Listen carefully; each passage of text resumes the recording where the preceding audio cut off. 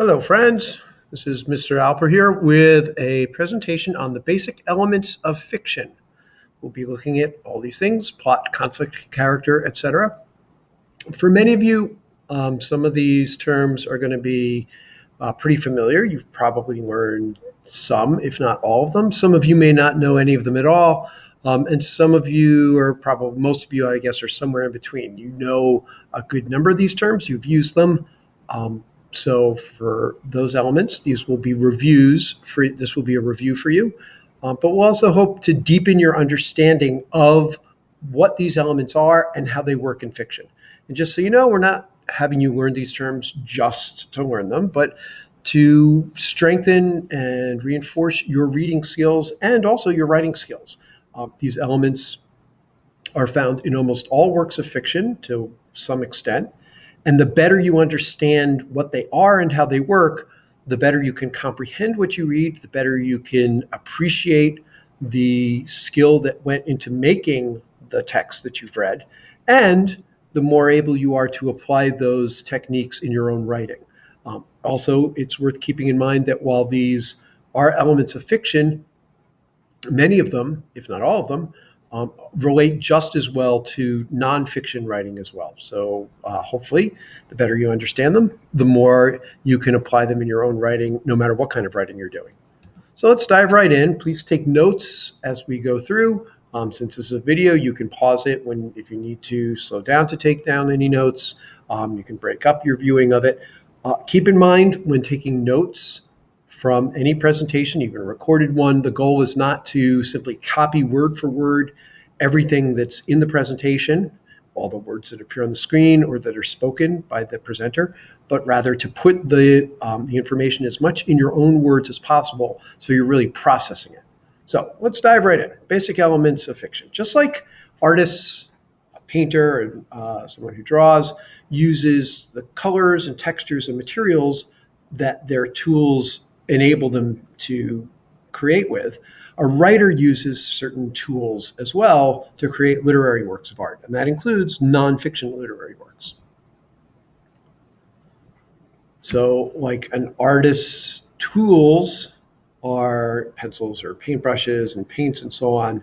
An author's tools are basically words, but you can also use, just like an artist uses paintbrushes or pencils to create and to work with color and form and shape and depth and so on. Artists who use words use those words to create plot, conflict, character, etc. So they're basically the building blocks of a work of literature. So we'll start with plot. Because when people say, what was that story about? Usually the first thing they mean is the plot. That is, what happens, the series of events in the story. I have here the bullet point says it's the structure of the story. In a way, they don't always overlap. There are some stories that have a plot that would go from point A to point Z. The structure doesn't always go A, B, C, D, E, F. It might actually jump around. It might have flashbacks and so on, in which case the structure may actually be more complex than the plot. Okay? But generally speaking, especially simple plots, the sequence of events are what structure the story. So that's the plot. And that's usually the answer to the question, what happened in that story? Plots almost always involve some kind of conflict, and we'll get to what that is in a moment. So here you have whatever it is that happened to Lizzie the lizard that has upset that boy so much. That's the conflict that will trigger some sort of plot. Either he'll try to revive Lizzie by bringing her to the vet, or he'll try to investigate whoever it was that poisoned poor Lizzie, or something like that.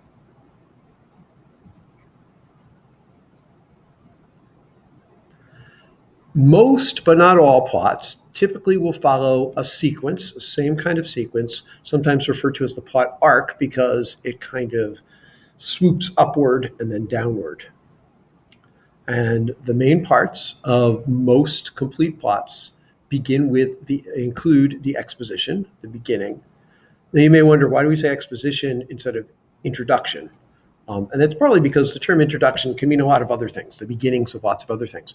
Plots are we typically say they begin with an exposition because authors will very often just sort of reveal the situation at the beginning. They'll expose the situation rather than actually formally introducing it, saying, this story is set so and so and includes these main characters. Instead, they gradually expose enough details of the characters in the conflict for the audience, the readers, to understand where the plot's going. So that exposition then leads to, after the conflict is introduced, it leads to some complications that the conflict develops. The relationship between the characters develop in a certain way that either moves the conflict along or adds more conflict to the story. Short stories very often have one pretty simple direct conflict, while novels and full-length movies and so on may have many conflicts. And so they might actually have more than one strand of rising action. But basically the rising action is as the plot gets complicated. And typically, but again, not always, most, if not all, stories bring that rising action up to a head. They bring it to a high point of tension and drama, and that's the climax. The conflict comes to a head there, and very often that's also where it resolves, especially in short stories, because short stories don't allow much space. So very often, as soon as the conflict is at its greatest tension, it gets resolved somehow. The bad guy gets killed, or the loving couple get married, or something like that. So they happen together very often, but in some cases, after that climactic point, after that rise in the conflict up to a head, up to a point of maximum tension, there may be a kind of aftermath to it, where we see what happens right after that climax. And very often that falling action is where we end up with a resolution, some way of concluding the conflict. So the conflict is either considered over or it may be left hanging, in which case you might say the resolution is unresolved. Again, sometimes you don't even get any falling action. You'll go right from the climax to the resolution, or the resolution will occur with the climax. Sometimes you'll get a resolution and then a falling action afterwards. You might get a little sort of epilogue, some sort of tying up of other loose ends after the main conflict. So this plot arc is pretty consistent, but it's not absolutely predictable, especially those last parts. So the plot arc looks roughly like this. Exposition may start off slow. Sometimes you have an exposition that gets right into the thick of things, right into the conflict, and the rising action starts right away. It goes up to a climax. And this particular diagram showing the falling action and the resolution kind of stretched out, that's not actually, that angle would not be typical of most stories. Most stories end pretty soon after the climax, and the resolution is much shorter than all the rest of the story. But we dragged it out in this image just so you could see all 5 parts of it. So that's the plot. Generally, you can't have a plot, or it's difficult to write a good story that people care about with a plot if there are no characters. So characters are the people, the individuals who act out the events in the story. I said people, but I'm sure some of you have probably read stories about animals or seen movies or plays about animals. So they're whoever it is, whoever the living beings are who are performing the actions. Now, we categorize the different kinds of characters as either round or flat, and either static or dynamic. Round characters are characters that actually have dimensions to them. They have depth. They actually have layers to them, so they seem more believable, like real people who often have contradictions in themselves or conflicts within themselves. So those are called round characters, and they're contrasted with flat characters who are more cartoon-like. They may not be as fully developed as to create a sense that they're real people. Doesn't necessarily mean that the author wasn't skillful in making them. In fact, flat characters can be very entertaining and very interesting. They don't communicate to us a sense of lots of depth in their personality. Characters can also be static or dynamic, meaning they can either stay the same pretty much on the inside from beginning to end, or they can change in a significant way. And by change, we don't mean necessarily physically change. It usually means more an emotional or psychological change. They've been altered, they've grown up because of the experience. In case you're wondering, the word static, the relationship it has to like static over the air when you're listening to the radio, has to do with static electricity. Electricity can either be current electricity, it goes through a wire in a direction, or if it's static, it stays in one place. It's related to the same word as statue and stationary.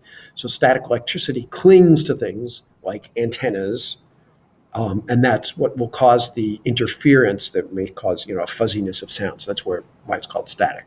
But static, literally, the word just means not changing.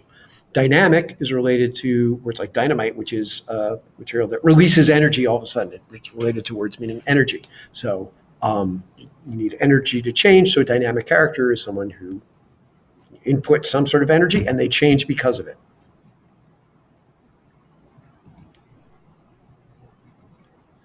We also categorize characters according to their role in the story, and the two main categories are protagonist and antagonist. The protagonist is the main character, typically, and some stories may have more than one.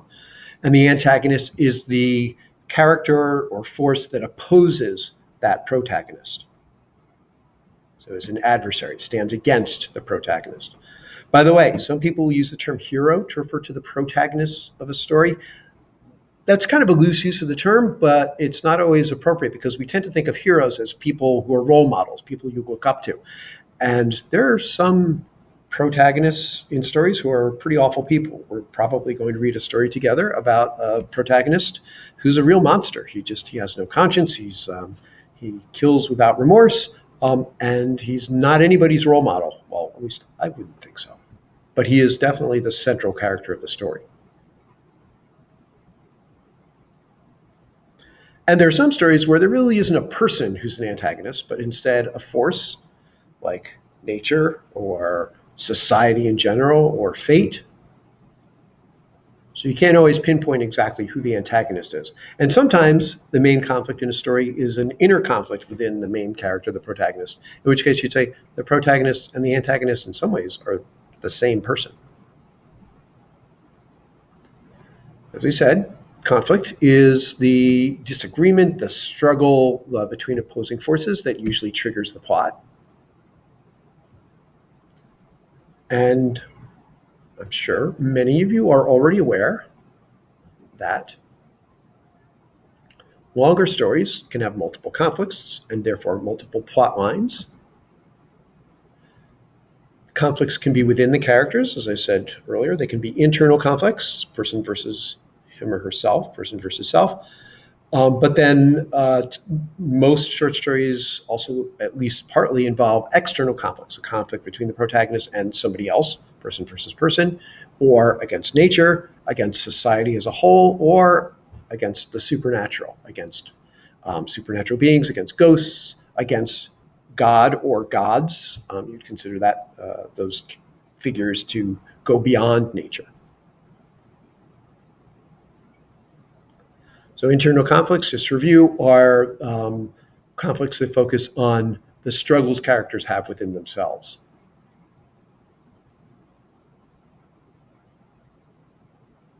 And a lot of good fiction really is largely based on that. Setting, of course, is where the story takes place, but it also refers to the time setting. So it's the place and the time in which a story takes place. The physical setting can be sometimes it's very specifically defined. Sometimes it may range over a lot of places. And in a lot of stories, it may be just kind of vague. You may just get a sense that it's in a town or in a classroom. Sometimes you'll know exactly. It's New York City in 1963 in Harlem. So, and you may even have exact addresses. The chronological setting is when it happens.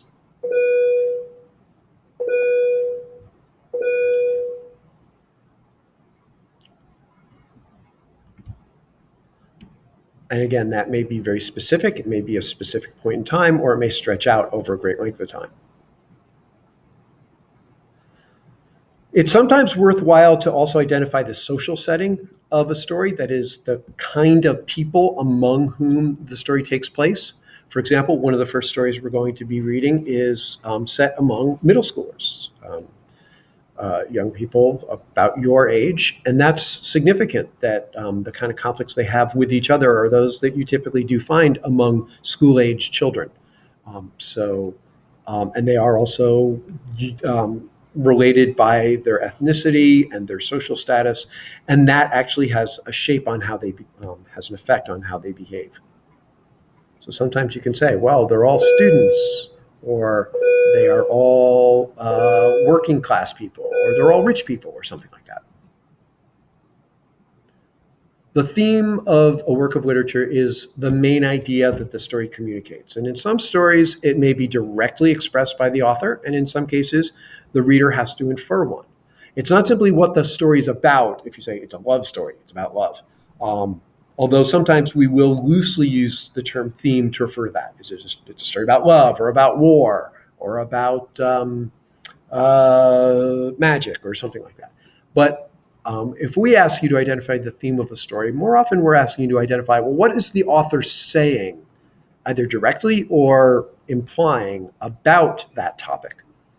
So instead of simply saying the story is about love, you could say the author shows through this story that love can overcome obstacles.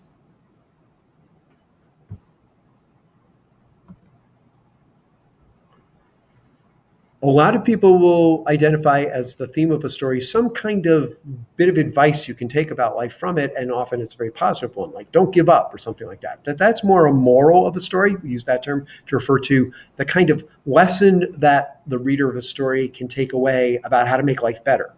But not all stories have a positive theme like that, or provide at the end a suggestion of, or imply any kind of advice about how to live life. They're just a sort of glimpse of how life works.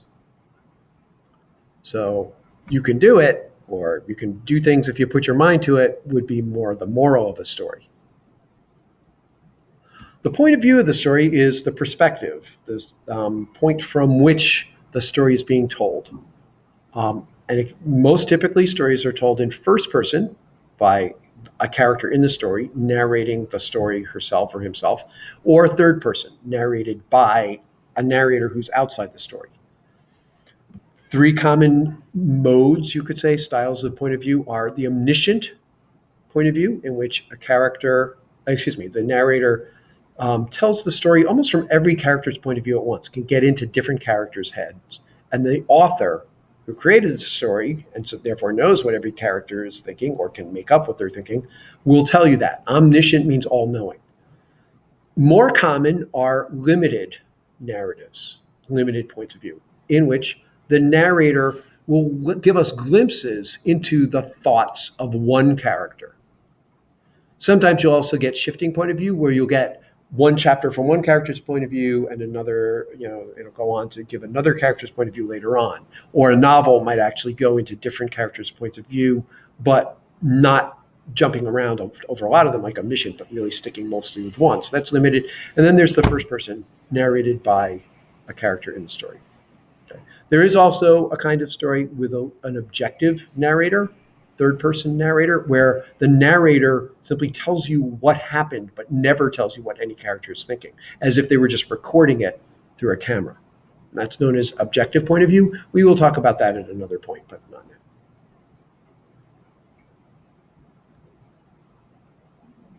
Symbolism is not found in every story, but most works of literature will at least include a bit of symbolism, which is simply the use of an object to represent something else beyond itself. And typically a symbol gets its meaning.